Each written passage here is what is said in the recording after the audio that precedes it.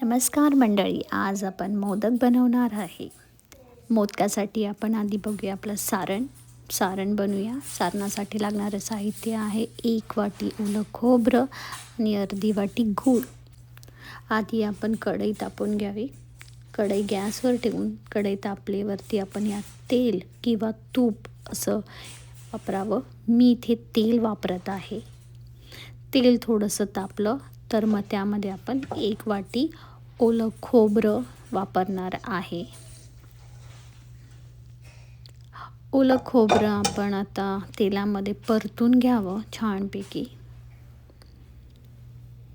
चला आता आपण इथे खोबऱ्याला छानपैकी मीडियम गॅसवरती 10-15 मिनटं छान परतून घ्यावं. 10-15 मिनटं झाले बघा. आता मीडियम गॅसवरती आपण याला 10-15 मिनटं छान परतून घेतल्यावरती याच्यामध्ये अर्धी वाटी आपण आता गूळ वापरणार आहे. गूळ खोबऱ्याला छानपैकी मिक्स करून घ्यावं एकजीव होईपर्यंत.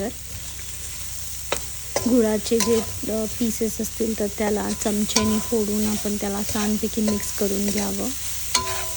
आता यामध्ये आपण ड्रायफ्रूट्स वापरणार आहे. कोणाला कोणते नट्स, बदाम, पिस्ता काही वापरायचं असेल वापरू शकता. मी यात फक्त काजू वापरणार आहे, कारण मुलांना काजू आवडतं म्हणून. काजूलाही छानपैकी त्यामध्ये कोणाला तेलामध्ये परतून घ्यायचं असेल तर थोडंसं ड्रायफ्रूट्स तेलामध्ये परतून घेऊ शकतो. मी इथे फक्त चॉप करूनच यूज केले आहेत. चॉप करून पूर्ण ड्रायफ्रूट्स सारणाला मिक्स करून घ्यावं आणि एक चमचा वेलची पूड आपण यामध्ये मिक्स करून आपलं सारण तयार झालं आहे.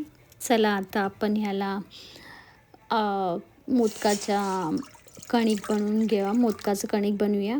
त्याच्यासाठी 1 वाटी समान प्रमाणात 1च वाटीचं पाणी, तर त्याच वाटीचं आपण त्यामध्ये तांदळाचं कणिक पीठ वापरणार आहे. पाणी आधी पॅनमध्ये टाकून त्या पाण्याला चांगली उकळी येऊ द्या. मग त्यामध्ये थोडे मीठ वापरून मिक्स करून घेऊया. मीठ छानपैकी पाणी बॉईल झालं आहे. गॅस आता आपण स्लो करणार आहे. गॅस आता इथे आपण स्लो करून झाल्यावरती त्यामध्ये आपण तांदळाचं पीठ वापरणार आहे आणि छान चमच्याने मिक्स करून घ्यावं त्याला. आणि मिक्स छान झालं, जास्तही मिक्स नाही, फक्त पाणी त्याला पिठाला छान असं परतून घ्या. काहीही जास्त करायची गरज नाही आणि झाकण ठेवा. स्टीम हे होऊ द्या आणि अशा प्रकारे काढून घ्या. कणिक मळून घ्या आणि मोदक तयार करायला घ्या. छान गोळे करा आणि प्रत्येकाला पाणी वापरून कळ्या करून घ्या.